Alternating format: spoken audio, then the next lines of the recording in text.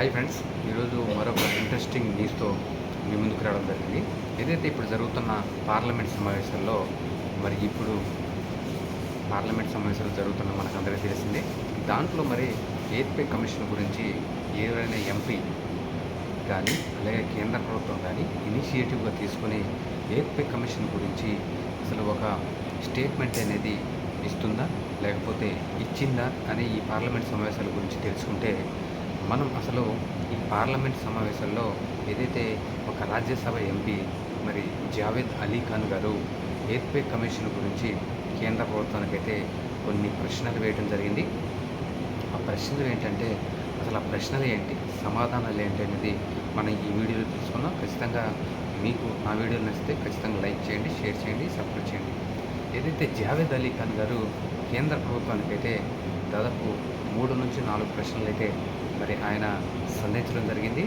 ఆయన లిఖితపూర్వక సమాధానాలు కూడా ప్రభుత్వం నుంచి రావడం జరిగింది. ఏదైతే కేంద్ర ఆర్థిక శాఖ సహాయ శాఖ మంత్రి పంకజ్ చౌదరి గారు కూడా లిఖితపూర్వక సమాధానాలు అయితే పార్లమెంటుకు అందజేయడం జరిగింది. అలాగే ఏదైతే జావేద్ అలీ ఖాన్ గారు ఏదైతే ప్రశ్నలు వేశారో మొట్టమొదటగా ఫ్యామిలీ కుటుంబంలోని యూనిట్ని 3 నుంచి 5 యూనిట్లకు పెంచాలని ఉద్యోగులు డిమాండ్ చేస్తున్న నేపథ్యంలో దీన్ని ప్రభుత్వం ఆమోదిస్తుందా అని ఒక ప్రశ్న అడగడం జరిగింది.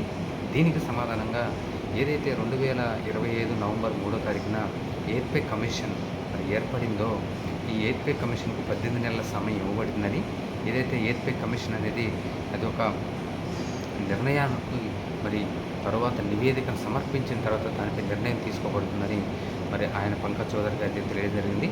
రెండవ ప్రశ్న ఏంటంటే ఎయిత్ పే కమిషన్ అసలు స్వతంత్ర ప్రతిపత్తి కలిగిన సంస్థేనా అని ఆయన ప్రశ్న అడగడం జరిగింది.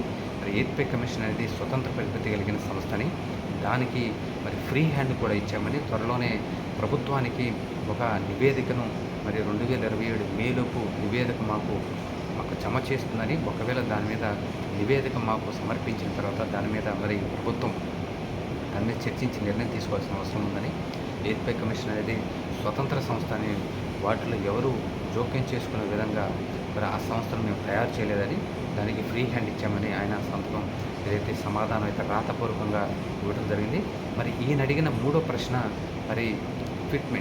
ఫిట్మెంట్ను ఉద్యోగ సంఘాలు 2.83 నుంచి దాదాపు 4.0 అంటే 4.0 వరకు ఉద్యోగ సంఘాలు అయితే ఫిట్మెంట్ని డిమాండ్ చేస్తున్నాయని, దీన్ని ప్రభుత్వం ఆమోదిస్తుందా అని ఆయన కూడా ప్రశ్న అడగడం జరిగింది.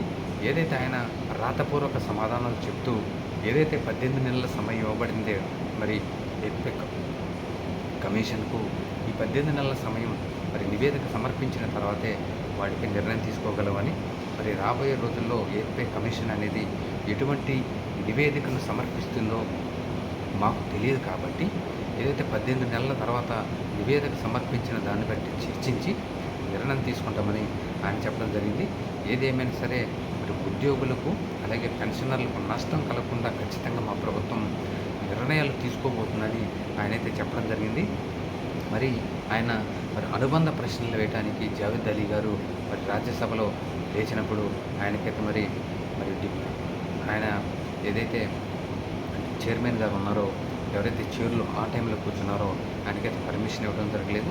ఏదైతే స్పీకర్ గారి అనుమతితో అనుబంధ ప్రశ్నలు వేయవచ్చు, కానీ స్పీకర్ అక్కడ డిప్యూటీ చైర్మన్ గారు అక్కడ ఆయనకు పర్మిషన్ ఇవ్వకపోవడంతో ఆయనైతే ప్రశ్నలు వేయకపోవడం జరిగింది, ఏవి లేకపోవడం జరిగింది.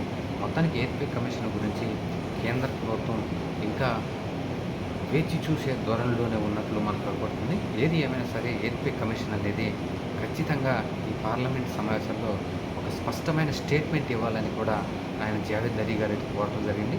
దీనిపై ఎటువంటి స్టేట్మెంట్ ఇవ్వడం జరగట్లేదని, 18 నెలల తర్వాత ఏదైతే నివేదిక వచ్చిన తర్వాత దాని మీద నిర్ణయం తీసుకోవడం జరుగుతుందని కేంద్ర ఆర్థిక సహాయ శాఖ మంత్రి పంకజ్ చౌదరి గారు వేయడం జరిగింది. రాబోయే రోజుల్లో వీటిపై ఎటువంటి నిర్ణయాలు పార్లమెంట్ సమావేశంలో మరికొందరు ఎంపీలు వీటిపై ప్రశ్నలు అడుగుతారా, లేదా కేంద్ర ప్రభుత్వమే స్టేట్మెంట్ రిలీజ్ చేయదని చెప్తున్న పంకజ్ చౌదరి గారికి కేంద్ర ప్రభుత్వం ఎయిత్ పే కమిషన్ మీద రాబోయే రోజుల్లో ఆ నివేదిక లేదా ఎటువంటి నిర్ణయం తీసుకుంటుందో చూడాల్సిన అవసరం ఉంది. ఖచ్చితంగా ఖచ్చితంగా మన వీడియోలు తెస్తే